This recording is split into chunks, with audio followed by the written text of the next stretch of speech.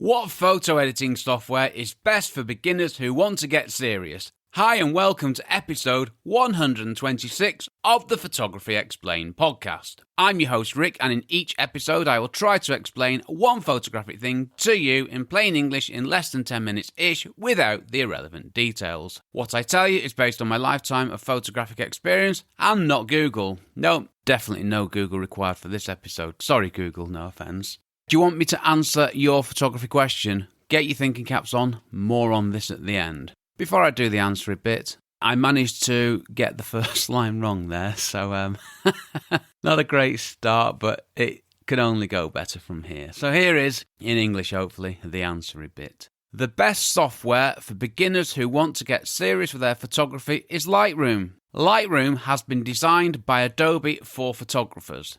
In Lightroom, you can store, organise, edit and publish photos all in a logical way. You can get desktop or cloud versions which integrate with mobile devices. Right, that's my answer. I know not everyone will agree. And if this sounds like an advert for Adobe, all I can say is that Lightroom is what I use and I have been paying for it with my own money since 2007. I'm still paying for it now at the time of this recording in June 2022. I'm saying that because in June 2028, Adobe might have noticed me and thought, actually, we can sponsor him, so I've got to cover myself. So I'm a paying customer, okay? But I understand I need to justify my answer. And I know there are other great photo editing software packages out there, and I use a couple of them for a couple of things, but Lightroom's what I use all the time. If I could edit all the photos from a shoot in Lightroom only, then I am a very happy jappy. Right then, let's just talk about Lightroom for a bit. The modules. Well, Lightroom's split into modules, and these allow you to split the organising and editing of your photos, and it just makes sense. I import my photos into Lightroom, and I do all the organising and stuff in the library module. And I do all the editing stuff in the develop module, which is split into panels. Like I say, it just makes sense, it's logical. And you can hide the modules that you don't use, and you can also hide the panels that you don't use within a module, and you can organise them so they suit how you edit your photos. Which I did, which has never really worked properly because I keep on forgetting. I'm so used to things being where they used to be that when I put things like the transform panel at the top, I'm always hunting for it now, so I need to put that back. Good reminder, Rick.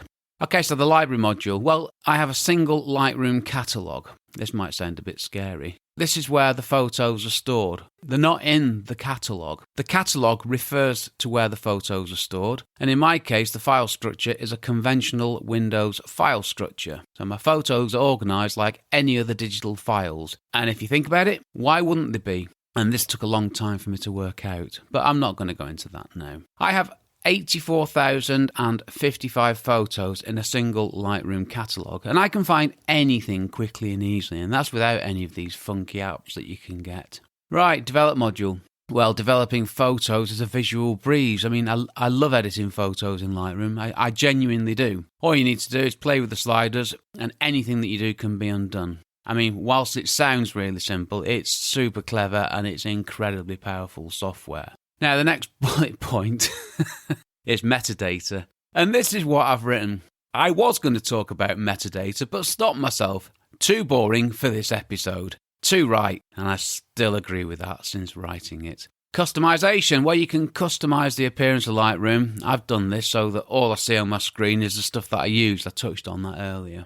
Panels and modules that I don't use, they're not there. They're hidden. Perfect. Automation, this is a biggie. There are automations built into my workflow that save me loads of time, but that's not at the expense of editing each photo individually, which is what I do for every client shoot. Keyboard shortcuts, well, these save me loads of time as well. Now, I've been using Lightroom so much and for so long that they're now instinctive, easy for me to say. And they help me get around Lightroom so quickly and do things really quickly. They're brilliant. Future episode coming up, I sense. So exporting, well, my photos all live in a single Lightroom catalogue, and they only ever leave there when I'm going to publish the photos or issue them to a client. And exporting is dead easy too. There's loads of presets and you can customize them to your own, and that's what I've got. I've got a range of export presets. I just select one of them, choose a folder, job done. Backup. I create a backup when I import photos into Lightroom. So the raw photos from the memory card, they go into another place, and I keep that until I've formatted the memory card. This is built into Lightroom. It's another automation. I'd never think about it. I back up the hard drive with the single Lightroom catalogue in it, and I also back up the hard drive which has actually got the photos on. The separate things, they're not the same. And the point is, as all the photos are in a Lightroom catalogue, it's easy to back up the catalogue and the photos. I don't want to get into that. We might complicate things when I'm trying not to. Speed and reliability. Well, Lightroom's quick and reliable these days. I mean, yeah, there was a time when it wasn't, and that's when I had a serious job on with with multiple shoots, which I had to get done at the same time, so it was a bit of a problem. That was 2017, 2018, I think. But since then, Adobe have done some big fixes, and I can't remember having a problem with Lightroom since then, which isn't bad now in 2022, is it? It's fast, it's reliable, and it just works. Plugins. There are loads of plugins. I used to have loads of plugins, but not anymore. I've got rid of them all. I'm in the stripped back, uber efficient phase of my photography career. Anything I don't really need, I just get rid of. So I've got no plugins anymore. There are loads of them, nothing against them, just not for me. And if you're getting Lightroom, don't get plugins, learn Lightroom first. Then get whatever plugins you want, just learn it first. Training, well, there's lots of online support for Lightroom. Sorry, I'm going a bit croaky here. Absolutely loads of it, and Adobe Help is a pretty good place to start, and it's normally my first port of call. Logical, well, Lightroom's been created in a logical way, which I get. My notes say Lightroom has been created in a logical way, and I've just realised that I haven't done a spell check on this script, so I'll update it as I go. I won't bother you with most of them. The odd one might slip through the edit. Cost. You have to pay for it. I pay £9.98 a month for Lightroom, and that also gets me Photoshop thrown in, the full-blown version of Photoshop. It gives me cloud storage and other good stuff. No layers. Lightroom doesn't have layers, and I don't miss them. If you don't know what I'm talking about, then good. Risk of getting called out here. We photographers can manage without layers. Now, this is one of the things that I say that gets the most reaction from people who use layers and can't survive without them. I don't understand them, I can't get my head around them, and I don't use them, and I don't know why you need them, so it's just me, I think. The talky bit.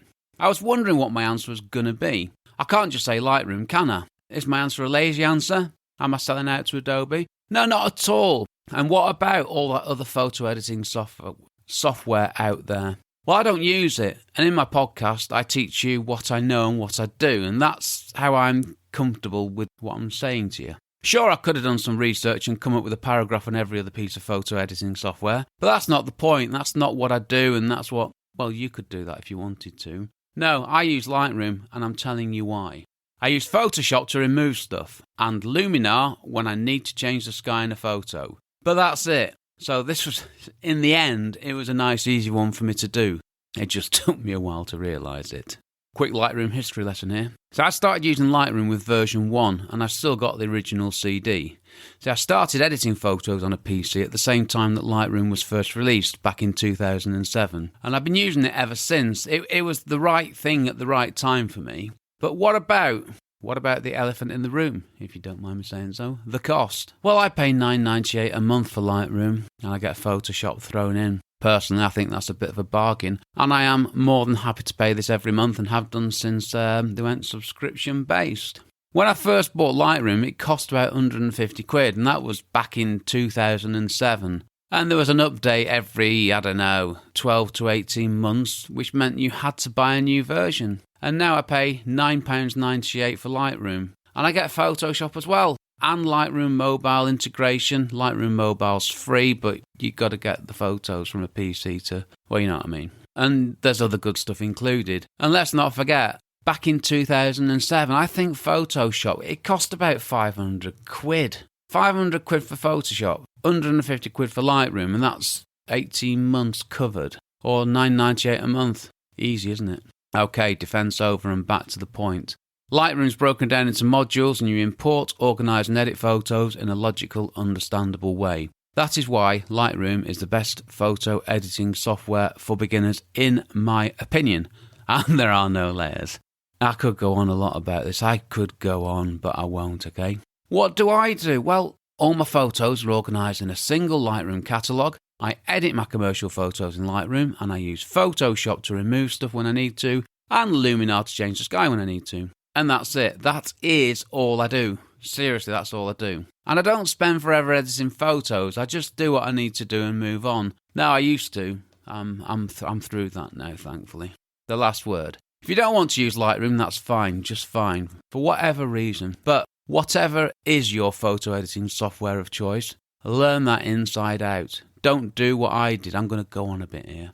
I got Lightroom. I'm not going to name them actually, because that would be unfair to them, because I bought software that I didn't like and I wasn't very good with, and I got rid of it. I got lots of different programs, but I never learned how to use any of them properly, and that's why I don't want to talk about them, because I don't know them. Next episode, continuing with the photo editing theme, which I'm enjoying tremendously. Episode 127. How did I get to 127? How do you actually get started with this photo editing malarkey thing? I'm not sure where that title came from. I might have been having a moment there. That might be wine influence, that one. Do you want me to answer your questions? You're not limited to one question. Not with me, not on my podcast. Oh no. My podcast has been created to answer your photography questions and not mine.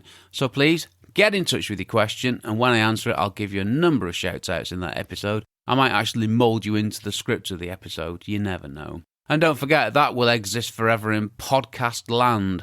Is that a thing? Not sure. Just head over to photographyexplainedpodcast.com/start, where you can also find out more about my podcast and do stuff to help me. Right, this episode was powered by, a bag of cheese and onion crisps. Home crisps, as I like to call them. If you don't know what I'm talking about, go to previous episodes and you can find out. No cheese sandwich this week. Nope, no cheese sandwich, just a bag of crisps. I'm about to do that in a minute. But those crisps were washed down with an ice cold Diet Pepsi. Sat in my newly improved homemade acoustically enhanced recording emporium. Duvet coats gone. Second and third fleecy blankets have gone. Cushions have been introduced. That's the upgrade, and it's working a treat. Okay, I'm done. Enough about crisps and cheese sandwiches and cushions. I've been Rick McAvoy. Thanks again very much for listening to my small but perfectly formed podcast, it says here, and for giving me 10-ish minutes of your valuable time. I look forward to hearing from you and answering your questions in future episodes. Now, in the end, that was quite an error-free episode, so I'm quite impressed with that. Take care, stay safe, cheers from me, Rick.